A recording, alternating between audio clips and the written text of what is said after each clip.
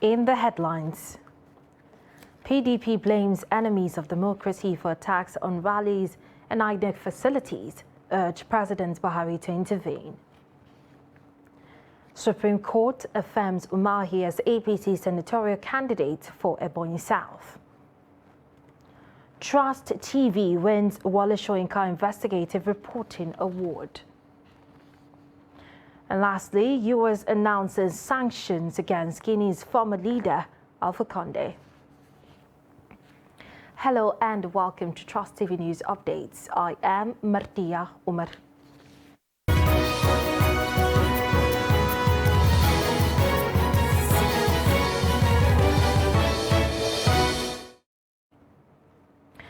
Now on the news in detail. The People's Democratic Party's presidential campaign council on Friday urged President Muhammadu Buhari to intervene in the attacks on its campaign teams and rallies across the country. The council's Director of Strategy and Communication, Dele Momodu, who made the appeal at a news conference in Abuja, also urged the president to intervene in the destruction of its campaign billboards, especially in states not under its control. He added that it has become very impossible for the PDP to erect billboards or paste posters, especially in Lagos State. Mamadou also condemned the Thursday's attack on residents of the Rivers coordinator of the PDP Presidential Campaign Council, Lee Maibe, in Port Harcourt, and several cases of violence had been recorded across the country since the takeoff of campaign activities in September.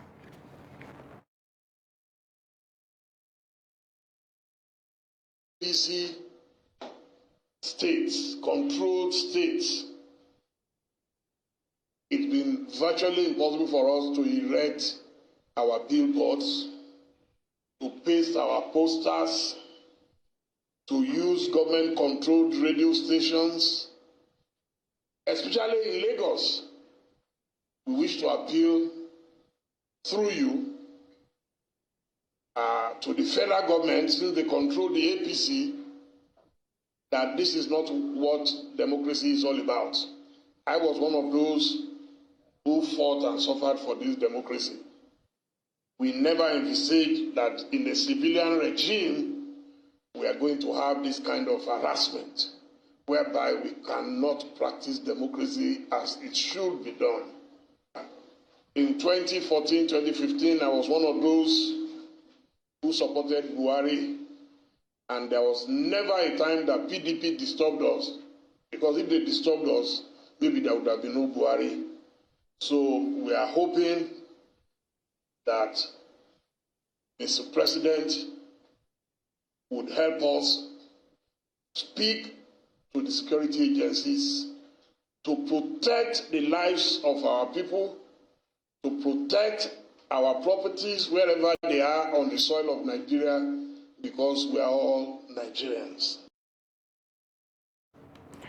Labour Party Presidential Campaign Council has condemned the violent attacks on party members in different parts of the country. Spokesman of the party's campaign council, Yunus Otankwo, addressed the press conference in Abuja. Noam Samson has more details of the report. Tanko told journalists that one Florence Ibrahim, the party women leader in Kebbi State, had a food vendor business burnt down on the 26th of November 2022 due to a compromising position for the party. On December 23rd, 2023, there's a newspaper report titled "Many Injured" as hoodlums attack Labour Party rally in Lagos. The incident caused pandemonium in the areas as people were seen coming for safety and running for their dear lives. Several people were reportedly injured, with hoodlums alleged to be sponsored by the ruling All Progressive Congress, APC. These attacks were labeled on the Labour Party rally in Lakowe town area of Lekki, Lagos State. Also on 27 September 2022, there was a report in the media that gunmen attacked Enugu Labour Party meeting. Gunmen suspected to be political thugs have again disturbed meetings of Labour Party in Enugu. The spokesman also said that the speech of APC presidential candidate Bola Ahmed Tinubu in a London restaurant suggesting power grab is capable of propelling massive violence in the 2023 general elections. But will you use this opportunity to make a warning that our people will not stand low while we continue to be killed? We will stand in defense of ourselves and our party.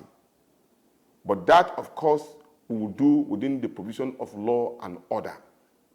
So it is a caution that we are saying that while we tell our people to defend themselves, to protect their integrity and our party and our presidential candidate, it is very important that the security agencies take their step ahead so that we will not have a very serious chaos ahead of 2023. This is the position of a Presidential Campaign Council. We are cautioning, and we hope that those who are ready to put Nigerians in a serious situation should think twice. Therefore demanded that security agencies probe the incidents of attacks on party members and ensure that the culprits are brought to justice to serve as a deterrent to others. Noel Samson, Trust TV News, Abuja. And still on activities of political parties, the presidential candidate of the New Nigeria People's Party, NNPP, Rabiu Musa Kwankwaso, has debunked the rumor that he might merge with another political party ahead of the 2023 general election. Kwankwaso described the promoters of the rumor as failed politicians. The presidential candidate said this in Abeokuta, Ogun State, while addressing journalists shortly after his meeting with his party members in the state. There have been claims that the NNPP may merge with other parties and the main opposition party, the People's Democratic Party, ahead of the 2023 election to wrestle power from the APC. While interacting with members of his party, the presidential candidate promised that if elected, he would strengthen Nigeria's armed forces with 1 million recruits, adding that his administration would grant education at all levels to citizens and place priority on youth and women empowerment. Among the 3 or 4 parties in this country, but by 2023, next year, by the grace of God, NNPP will win the election at national and all other levels. So these are people who are failed politicians, who have nothing to tell Nigerians other than to spread unnecessary rumor of merger. Merger is already gone. We have our candidates in all the parties. Everybody is campaigning. So that one disregard that nonsense. And as the 2023 general elections approaches, the Independent National Electoral Commission, INEC, in the Federal Capital Territory, Abuja, says voter registration cards are available for collection across the 6 area councils from December 12 to January 22 next year. The FCT Resident Electoral Commissioner, Yahya Bello, said that officials will work Mondays through Sunday during the period to enable all registrants get their cards, as no card will be collected by proxy. The report. Preceding the display and cleaning of preliminary voters register is the collection of the permanent voters card, which the Commission says is being sorted and available at the 6 area councils within the FCT. It equally resolved to devolve PVC's collection to the registration areas and wards from 6th to 15th January 2023. Collection of PVC in local government and area councils nationwide is fixed for Monday. That includes us in the FCT. We are talking about the states. Collection of PVC in registration area, that is ward level, is Friday 6 January 2023. It will end on Sunday 15th of January. That is at the ward level. So we are going to develop to the ward level. I'm going to give this to members of the press so that they can carry it. The exercise will now revert to local government area council after the 15th of January. It will end on the 22nd of January 2023. The FCT Independent National Electoral Commission says 272,784 fresh cards are to be distributed, with a total PVCs of 521,790 collected from 2019 through 2022. 195,911 which comprises fresh registration of 90,652, replacement 8,408, transfers, reprint and update 96,851. And up to yesterday, we received another batch of about 76,873. Now, if you add the two together, from last week to this week, we have 272,784 fresh cards that come up, which we're going to start to share by next week. The FCT, Independent National Electoral Commission, is also working to ensure that the process is simple and hitch-free for residents through display of registers for identification and establishment of helpline desks in an event of unavailable cards.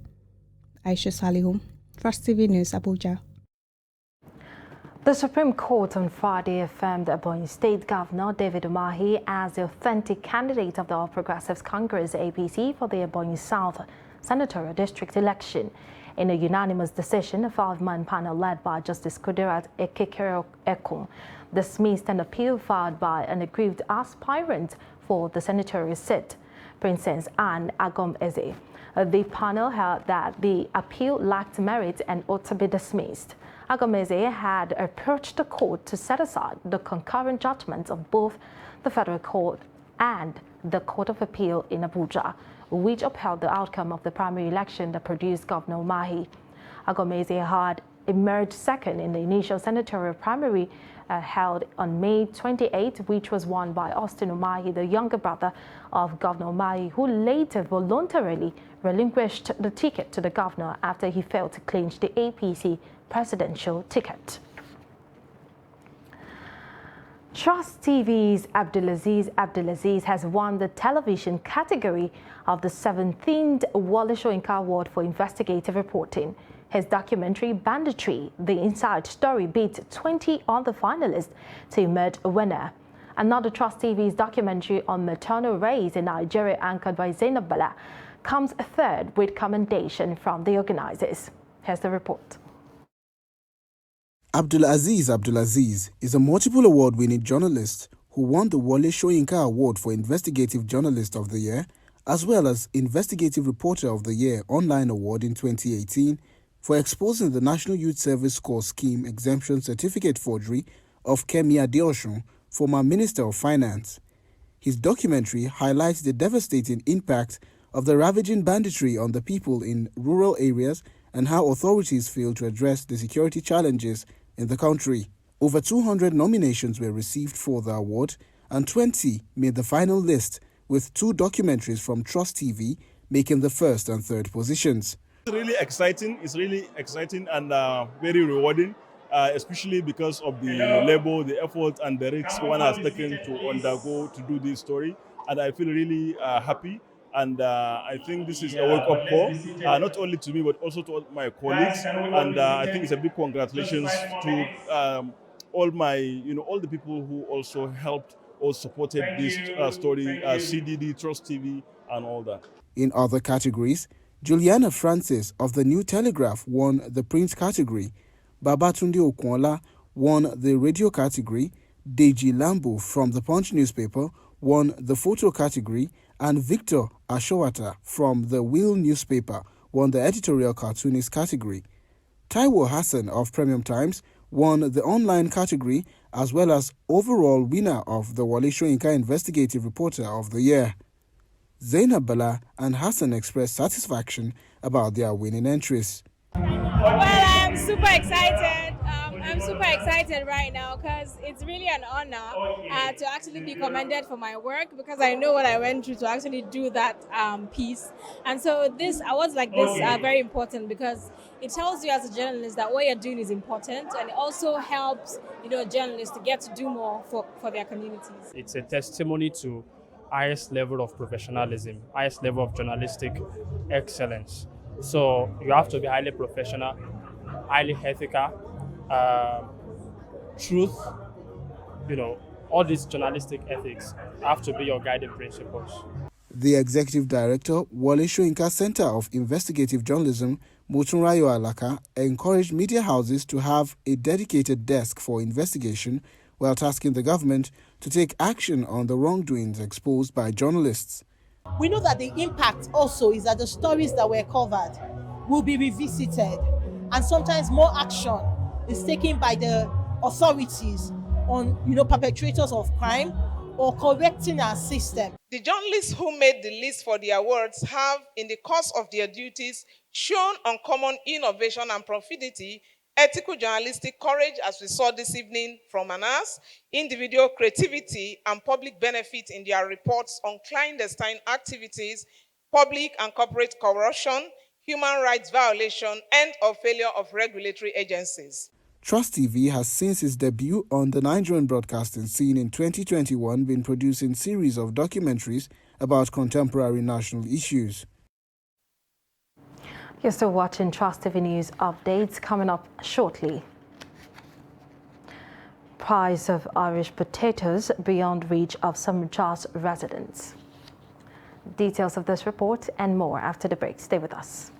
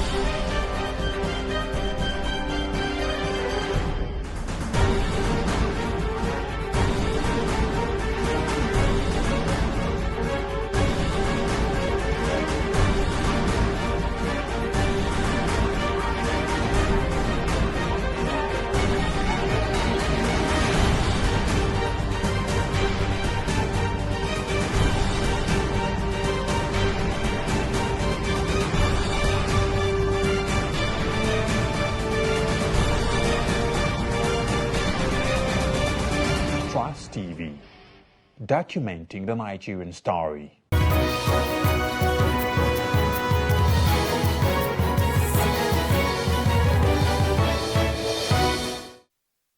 Welcome back and thank you for staying with us. If you're just joining us, this is the news update on Trust TV.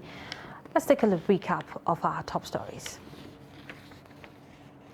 We told you earlier that PDP blames enemies of democracy for attacks on rallies and INEC facilities, urged President Muhammadu Buhari to intervene. And the Supreme Court affirms Umahi as PDP senatorial candidate for Ebonyi South. And that's for APC there, we told you earlier. But moving on to all the news, police in Gombe State Command have confirmed the killing of 3 people in Belire local government area of the state after a suspected bandits attack on 2 villages. The attackers who stormed Amtawalam and Poboweri midnight on Wednesday also burnt 26 houses and injured about 3 persons. Ibrahim Ismail reports. Residents of Amtawalam and Pobaure are counting losses after the sad incident that left many homeless. Even farm produce harvested by the victims were set ablaze. Na rasa abubuwa da dama. Yadda kuna ganin abubuwan nan da ke shanye a kasa. Akwai buhunan shinkafa wanda na rasa. I lost a lot of things, as you can see. 12 bags of rice, 4 bags of groundnut, 4 bags of beans, and 3 bags of sorghum. Ga wake wanda ya kai buhuna 4. Ga gidaje da dawa tukuna ba buga shi ba. Da kuna iya ganin sa a yadda yake. When the incident happened around 1 p.m., we had gunshots at Pobaure. We were asked to run. Misalin karfe 1 ne muka ji karan bindiga da wuta a Pobaure. Mu kuma muna sai aka ba mu shawara mata su fita. Kamar masara zai kai adadin buhu 10, shinkafa zai kai adadin buhu. I lost 10 bags of maize, 8 bags of rice, 7 bags of groundnut, and 5 bags of beans. It happens on Wednesday at 2 a.m. Ranar Laraba da misalin karfe 2 na dare. Although details are sketchy on who are behind the attacks, the police said it was launched by a group of bandits. Well, we cannot really say what happened, but some group of bandits laid siege on the village and attacked some selected residents, targeting their economic life because they came specifically to destroy their farm produce and they did not steal anything.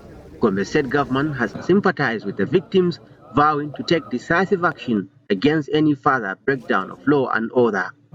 It's really very disheartening because of the peaceful nature of our place and the way we have been living. But it seems there is a spiral effect of the activities of these bandits in Bauchi and Plateau State that is coming to, our state of Gombe. And we came with all the security agencies, plus the local government administration, the chairperson and the councillors and the district head, and all the community leaders. We've seen for ourselves and we've taken steps. I've directed the setting up of a police outpost with relevant number of policemen and other security agencies to come and enforce security, law and order in this place. The latest attack on Amtawalam and Pabaure in Billiri local government of Gombe State called for concern to strengthen security architecture in the area as the 2023 elections approach. From Gombe, Ibrahim Ismail reporting for Trust TV.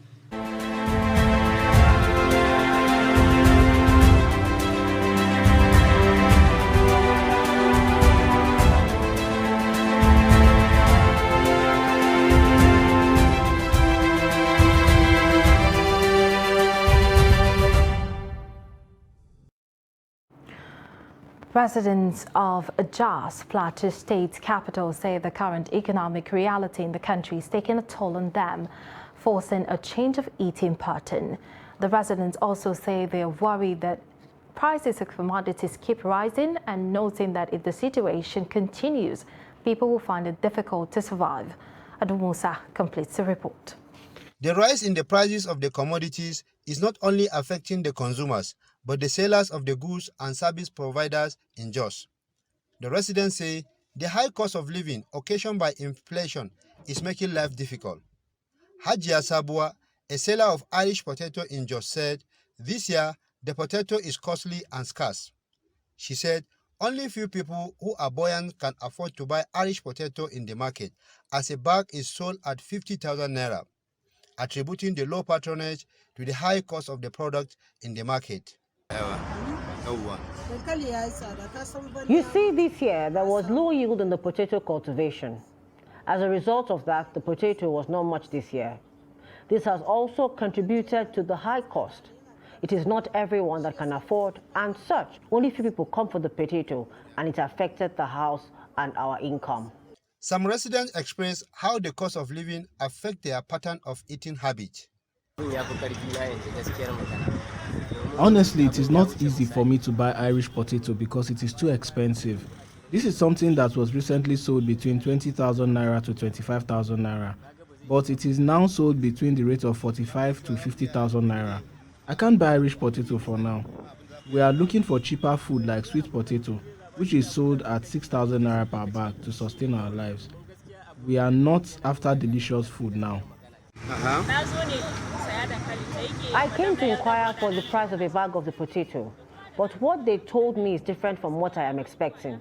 They say a bag is between 45,000 and 50,000 naira. I can't afford it. I have to go back home and tell them. The cost of living in these countries has changed everything. Sometimes before these changes, in the morning, you can eat tea with bread. You can even, in the evening, sometimes you can even buy a meat and whatsoever. But now, in the morning, you can even eat a food popularly called garo garo. In the morning, you can eat it. And no tea, no even milk.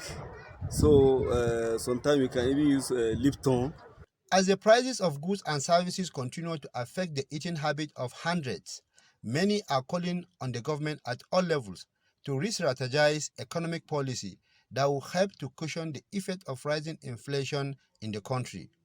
Ado Musa, Trust TV News, Jos.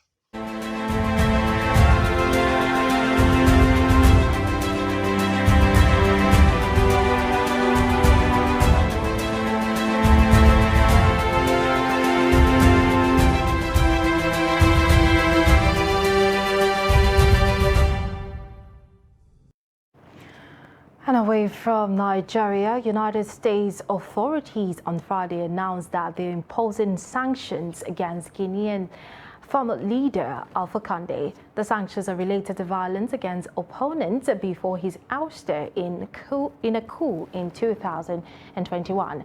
The former Ghanaian leader will have his U.S. assets frozen, while all transactions involving him will also be criminalized. Condé became the first democratically elected president of Guinea in 2010, but after 2 terms was accused of rising authoritarianism, culminating in a bloody crackdown against protesters in 2020.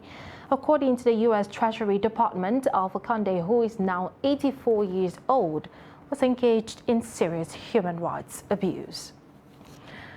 And in sports, Croatia came from a goal down in extra time and battled past heavy favorites.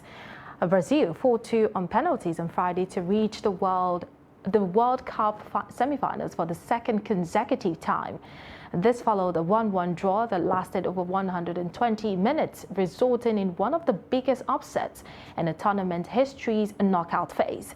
The Croats, who needed 2 shutouts and an extra time win to reach the final in the 2008 World Cup, then kept their composure from the penalty spot as Brazil's Marquinhos and Rodrigo failed to convert.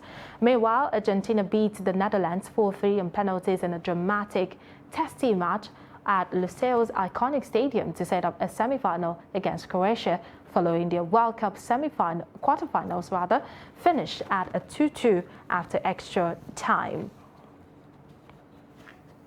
And that brings us to the end of the news update at this hour. For more, you can subscribe to our YouTube channel and follow us across all our social media platforms. On behalf of the news crew, I am Martia Umar. Thank you for watching and stay tuned.